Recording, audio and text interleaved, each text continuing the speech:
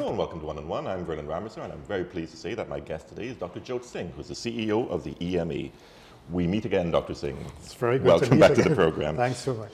Well, a number of things to talk about. Well, we have to deal with World Environment Day, which is coming up. But before we get to that, you had a board member resignation recently, fairly high profile. Yes. Professor Kenny, who said that he wasn't happy with the pace of change. Yes. Well, unfortunately, yes, we lost Professor Kenny, and I think a major loss to the Environmental Management Authority. He was with us for 6 months, and I said to him, Prof, that is a very short time to give the EME and to expect any real changes to occur. But I guess he established his milestones as to what he wanted to achieve by when. So he decided to move on. He had identified the issue of the quarrying and the amendment of the EME's legislation to remove quarries below 150 acres from our jurisdiction as something that he expected the current administration to re-amend and to bring back quarries of all sizes under the jurisdiction of the EME. It didn't happen within the time frame, I suspect, that he had identified, and he said, okay, well, I'm going to move on. But my expectation is going to happen. It might take a little bit longer, and I'm hoping certainly within 3 months or so that it will happen. But we benefited tremendously from having Prof at the EME, and he was very involved, very engaged, organizing field trips. Nelson Island was one of his favorite issues that he wanted to address in terms of restoration of Nelson Island, the Carcass Point, etc. So tremendous benefits. I have said to him as well that I believe that we accomplished quite a lot in that period, 6 months of your time, because we have been able to advance Beverage Containers Bill, very important piece of legislation that we want to see enacted. We have moved on air pollution rules, another piece of legislation, really important. We don't have any controls with regards to air pollution in Trinidad and Tobago. We have developed and delivered on a Green Business Forum, really interesting in the context of environmental protection and bringing business interests together. Because we have moved on separate pathways, business, economic development on one, environmental protection on the other, sectoral sort of approach to the issue of management, which really has not worked. So we have managed to bring together business people, environmental people, and said and promoted the green business philosophy and thinking. And I think that is taking real root in Trinidad and Tobago. So we were very excited about that as well, and many other achievements during that very short period of time, including a move to focus on coordination within the EME. Because while the EME has taken on the responsibility of managing the environment entirely on its own, there are several other entities existing in Trinidad and Tobago, Water and Sewage Authority, ODPM, and other organizations who would have a responsibility as well. But one of the roles identified for the EME is coordinating this response. It's written into our legislation. We really have not taken that on in any significant way. And Prof had said, okay, we need to focus on that. We need to build capacity within the organization to take on that role. We've started that process. We'll be hiring a senior manager to do that. So I think we have achieved a lot. And I really regret Prof made the decision to move on, but he has. The EME will continue to function. Because he is highly respected. So people may look at the EME in a rather different way now, given that he decided to step away from it, citing those problems. Well, I'm hoping it's a short-term issue. That, okay, we had Prof, everyone was very excited about him being there, and everyone expected, okay, maybe now things will accelerate in terms of the rate at which things are being done and the change that is required. But the work is going to continue. We have a board in place. I mean, Prof clearly was chair of the board, very prominent figure in Trinidad and Tobago. But we have also very, very capable board members who are still there, and we will continue to go forward. We have a very committed team at the EME. And I think, from the time that I have been at the EME, which is just now approaching to about 3 years, I think we have managed to bring around a change in terms of the way that we approach our work within the EME, hopefully a change in terms of the attitude of people towards the EME, because I think we have become much more visible and interactive with the public. So I think, while Professor Kenny stepping out of the EME will have, I think, some short-term impact in terms of people saying, okay, what is happening? Why did he leave? Is it that there is no political support for the Environmental Management Authority? I think we'll allay those fears in the short to medium term, because we do have strong political support, and I think the organization will be where it should be within the short term. Now, your 3 years have been very interesting, haven't you? Because in the first couple of years, you had a government which many people saw was determined to pursue development, sometimes at the cost of the environment. Correct. And I'm sure you may have had some frustration at that point. Yeah. In your last interview, a couple of interviews, you've said that you were a little more optimistic now, that you felt there was some movement Yes. towards taking the environment more seriously. Yes. So why then has it taken so long for this quarrying legislation to be amended, or to be returned to its previous form? Well, I think there are several interests at stake, and I think we could imagine that the quarrying sector is a significant sector in Trinidad and Tobago, bringing revenue to many groups and as well as supporting the economy in Trinidad. I mean, the Minister of Energy has said that it is not as large as the petrochemical sector, but it is significant in terms of the quarrying sector, the production of aggregate sector.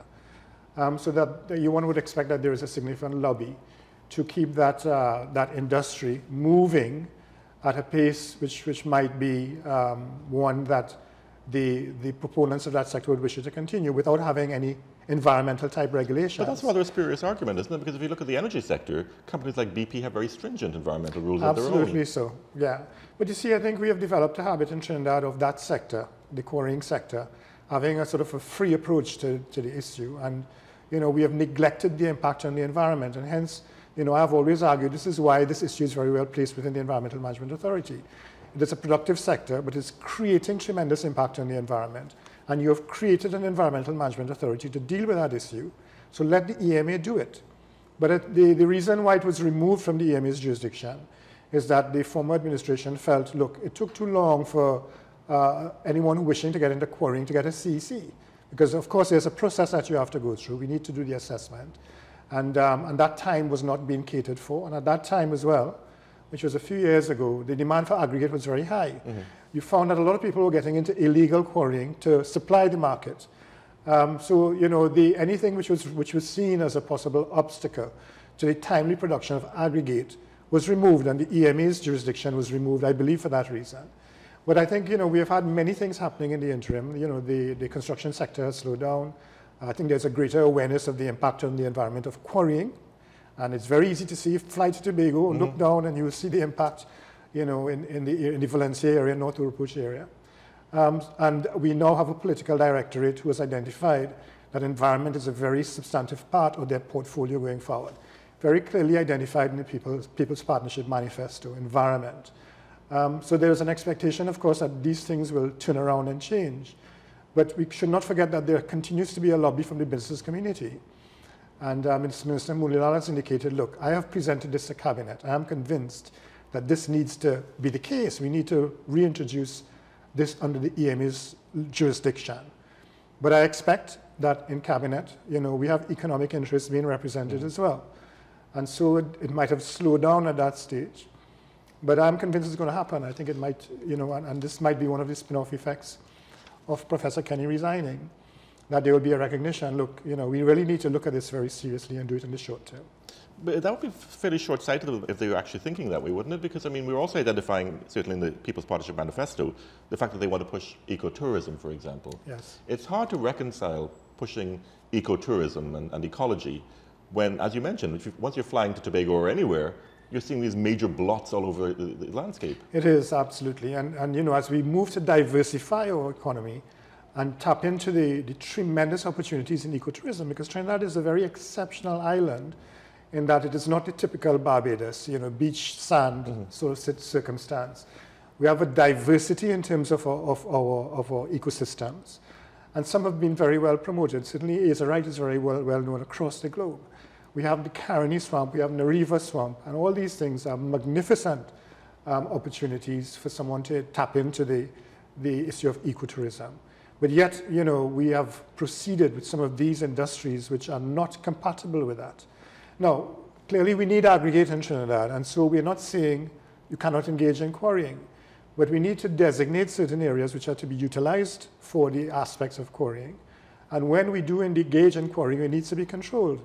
And there are best practice opportunities that we can tap into, and the EMA, of course, was ensuring that these things were done when we had the jurisdiction to do it.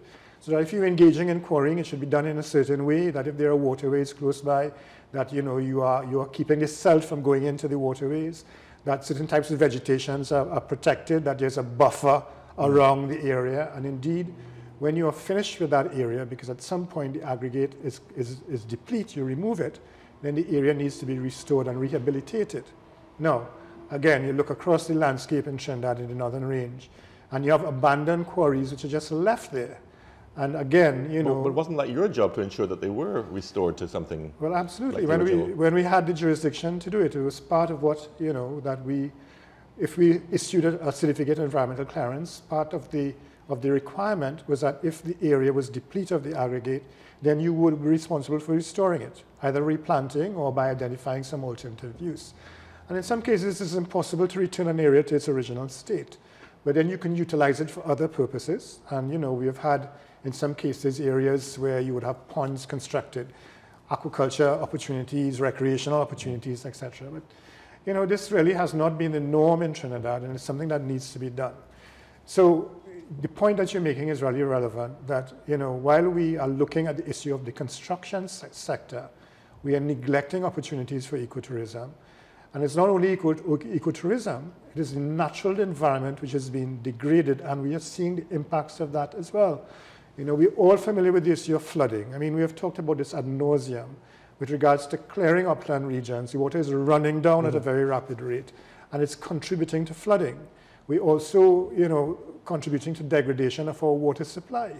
Now, Water and Sewage Authority investing a tremendous amount of money to purify water.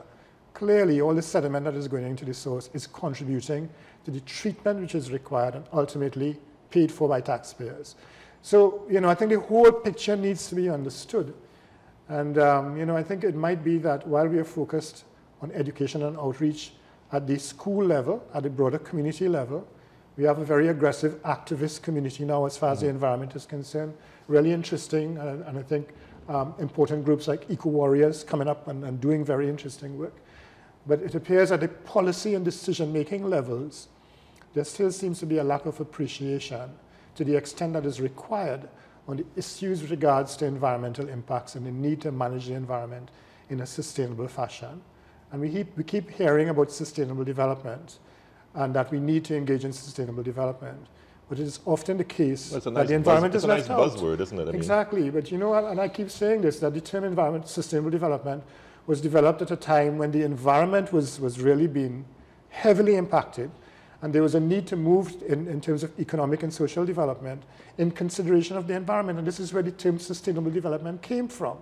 Now we're talking about sustainable development and the environment is being neglected, so we're back to square one again. So I think some time needs to be spent, and maybe this is one of the issues that I need to speak to my line minister, Dr. Munilal, about, an opportunity of engaging with maybe cabinet decision makers to really share information on the critical issues with regards to environmental protection in the context of sustainable development. And there has to be an acceptance of the fact that the environment does have a value, doesn't it? Well, absolutely, and it does. You know, we again, you know, I think people involved in protecting the environment, we have recognized that there is a need to quantify, you know, the benefits of environmental protection. Because you're the other side saying, listen, you're holding back development.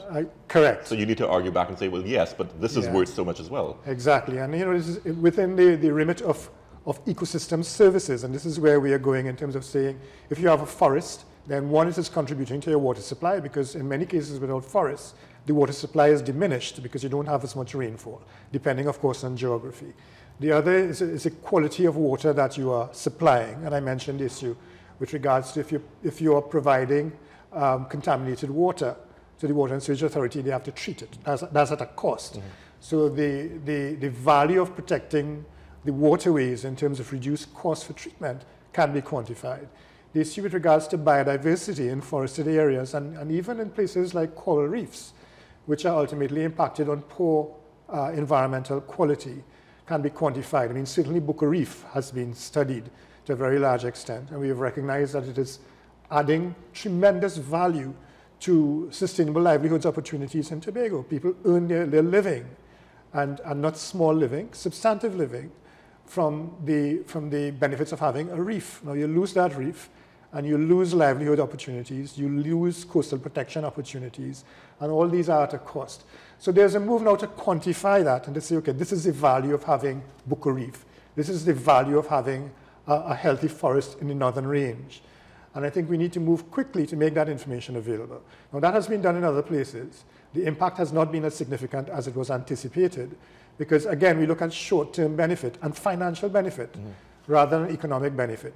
So, for example, if you can clear a forest and make money from logging, and you come and you say, okay, we need the forest, clean water, protect the mountains, reduce flooding, a politician may say, well, that's all well and good in terms of economic value, but that is not giving me money to provide to the immediate needs of the population. So, you know, that has been one of the stumbling blocks that we have run into with regards to ecosystem services, but I think it's a very valuable tool that needs to be developed. I find it interesting, and perhaps you would know more about this than me, I'm sure you will. We're basically a small island, so we should actually be very careful about monitoring our environment. It seems to me like a big country like Guyana, our neighbor, seems to be a lot more circumspect about the environment than we are. And they have a lot more to play with, really. No, absolutely so, and that is very much the case. And I think the issue with regards to the value of the environment in Guyana, and you have a very, very aggressive president in President Jagdeo in terms of recognizing that the environment has value. And he has negotiated very successfully with the international communities for protection of the forest through what is called a RED mechanism in reducing emissions from deforestation. And so he has received support from countries in Europe to keep part of his forested areas protected and getting money for it, because there are ecosystem services which are being provided in the context of climate change. Because he's explained it's not just valuable to us in Guyana, it's valuable to you as well, because you need oxygen. Yeah. Absolutely so, and therefore, these are the sort of arguments that we need to put forward. In a small island state, and you rightfully pointed out as well, Vernon, that the system is so much more vulnerable. We are so more suspect to impacts on the environment because our systems are very fragile. We don't have the resilience of the continent, for example. So that if we have a coral reef and we have protection that reef provides in terms of wave action, changing quality of the sea conditions, and that system degrades, then you're going to have erosion impacts in the short term. And that is well established, that where you have had things like seagrass beds and mangroves and coral reefs, that they indeed provide protection for the coastal areas. Now, in a small island state, you remove these systems, and then you have a phenomenal increase in terms of erosion. And similarly with the upland regions as well, you remove forests, and then you find sedimentation occurring, impacting on the coastal zone, and contributing to the loss of things like coral reefs and seagrass beds. So everything in a small island state is linked, and therefore you need to manage very, very carefully what is happening in every compartment. And so the issue of environmental management becomes an essential component. It's not a luxury. Because in terms of human impact as well, we're also much closer to where these things occur, aren't we? Well, if we live in the coastal zone. I mean, if you're living in Georgetown and somebody's doing something in Rupununi, I mean, that may not affect you directly. And it takes a longer time. Right. There's a more immediate impact in terms of what is happening. And we are witnessing it. It's not that, this is existing in theory, that we read it in textbooks. We experience that on a day-to-day basis. Well, you mentioned flooding, and we're back in the rainy season. Flooding, an immediate issue with regards to impact on our own welfare. What happens when we have 20 minutes of rain in Port of Spain, the whole area is flooded because we have cleared the upland areas of forests. We have put in sheets of galvanized in effect because of roofs, and we have that immediate runoff, and it contributes to flooding. So we are not managing our environment very well. And coming back to quarrying has contributed significantly to the issue of flooding as well, and the issue in terms of degradation of water quality and other things. And some people have argued that even the quantity of water is being lost in the issue in terms of loss of forests, and that is well established as well.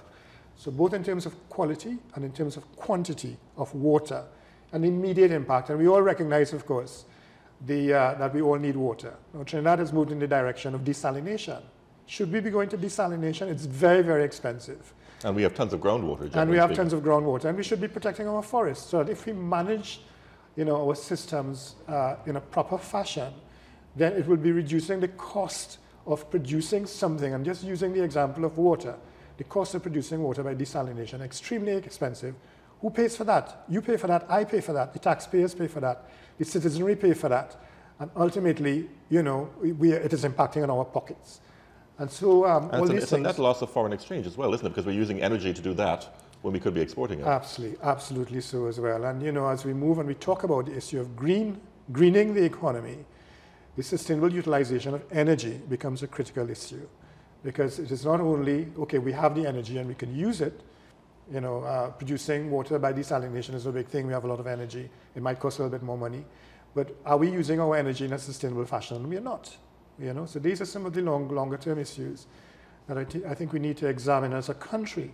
We really need to ensure that this plan that we have developed in terms of a development plan has built into it this environmental component, because if we don't build into it, we're going to be losing our environment. The quality of our life is going to be diminished because we won't have proper facilities for recreation, which is, I think, very important as well. But some of the essential services that these natural systems provide, clean air, clean water, we will not have as well. And therefore, I think our quality of life will be impacted on in the short to medium term. Well, to switch perhaps slightly, let's talk about World Environment Day coming up on June 5th, I believe it is. June 5th is on Sunday. You will obviously be observing it. Absolutely so. Yeah. At the Hilton, I gather? At the Hilton, we're having a green lifestyle show where we have invited providers of goods and services, green goods and services, to come and display what they are providing to the population and internationally as well, because we have many operators now in Trinidad who are providing services internationally. It sort of links into our Green Business Forum, which we held maybe 2 months ago and was extremely successful in terms of, I said, bringing together those who have an interest in environmental protection and those who have an interest in generating funds. Because, green business is good business. You make money, you protect the environment, people benefit as well, as they refer to the triple bottom line. So this event on Sunday is really meant as a complement to that Green Business Forum and a continuation of this lifestyle show that we actually had last year. Now, it is complementing something which happened maybe in May, during the month of May, in San Fernando. There was this San Fernando Eco Fest, where we had a number of people displaying their goods and services, a green expo. The EMA has added a dimension, which is to say, okay, we want to look at what you are providing, so we will screen it. And we'll only allow you to display at our Green Lifestyle Show if you come up to our expectation. I meant to ask you about that, because a lot of businesses will use the word green as a marketing point. Well, absolutely, and they do that. They paint their van green and they are suddenly a green business. So, we have screened the presenters, and we are effectively saying, okay, whoever is presenting here, we endorse. And, because we are very aware of the issue of greenwashing, which is happening across the globe. So I guess you wouldn't have any bottled water distributors there, will you? Well, we probably will have some, but they might be distributing in their dispensers, which of course is moving away from... I never think about that, right. Because I know the Prime Minister has spoken out very strongly about that. No, absolutely, and the Prime Minister, I understand, is very keen on the beverage containers bill as we move to have that enacted into legislation. So we can deal with all these plastics that are happening in the environment and maybe move back to reusable containers. I mean, you would remember some time ago that we had glass bottles for soft drinks. You go to to your shop, you carry a glass bottle, you get a soft drink. And that effectively kept the containers out of the environment. Now, I believe because of economics that we have moved away from that. It is cheaper to put it in a plastic bottle, throw it away, and then the businessman who is generating that has no responsibility for it. The state is responsible to pay for disposal of the plastic bottle. We want to move away from that and put in place this beverage containers bill. So all these things, in terms of recycling industry, I think certainly with the advent of the beverage containers bill, we expect that the recycling industry will be supported as well, because we expect there's going to be a fund that EMA will manage, and we will support things like green business, education, outreach, etc., with regards to recycling. So I think, we're in a good place. I'm very excited as to where we are. Do we have the critical mass to actually have a proper recycling industry in this country? I think we'll need to look at it at a regional level. And certainly, with this legislation, if this legislation goes in place, then there will be some funds to support it, because I think recycling generally requires some form of support through a subsidy, financial subsidy. So the intent really is to say, okay, I mean, all these bottles are in the environment. You have to sort of put some money into a fund. That fund will be administered, and we will support business like the recycling business. Extend that to the Caribbean, so we're providing a service to the Caribbean as well, so that we bring to bear economies of scale, so that this business now becomes a feasible operation that is cleaning up our environment, providing employment to our people in Trinidad and Tobago, and supporting the economy. You have to change the mindset as well, wouldn't you? Because, I mean, certainly in Trinidad and Tobago, and I imagine the rest of the Caribbean as well, we just like throwing things away. Yeah, well, it's easy to do that, and we sometimes argue that people are paid to pick it up. But, I mean, clearly you need to assume some responsibility for your environment. You're suffering because of what you're practicing. A littered beach is no place to go to. I mean, I never enjoy going to a beach and there's garbage all over. I don't think that anyone enjoys that, so it takes away from the aesthetic value. But in addition to that, it creates flooding, is contributing to flooding. So we wish to create a business opportunity through this beverage containers bill, so that, you know, the informal sector will be supported, people collecting bottles that are even thrown away into the environment and earning a livelihood from that as well.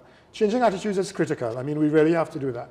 It's really encouraging to see, you know, some of these groups that are coming up now, eco-warriors, I think one worthy of mention. Although some disagree with them, but I mean, there's always disagreement in anything. Absolutely. Right? I mean, certainly the EMA has agreed with eco-warriors on some issues. We teamed up together, for example, to stop an event from happening, you know, on one of our beaches where turtles were nesting. Beach party, yeah. Exactly. We're very happy to collaborate with them, but I'm sure there are going to be times when we disagree with eco-warriors. And so we will stand with them when we support, and then we might stand in different corners when we don't agree. But they're providing a very essential service to Trinidad and Tobago in that they are raising issues that require attention. And whether, you know, the issue is one which requires the attention and for that issue to be addressed at a level which they want, it might not always be the case. We may view that a bit differently, but I think it's important that the population becomes aware, and that is very, very encouraging. Dr. Joth Singh, CEO of the EMA, a pleasure as always having you on the program. I thank you so much for being here, and happy World Environment Day coming up. Same to you. Thank you very much. You've been watching 1on1. Join us again tomorrow for another edition.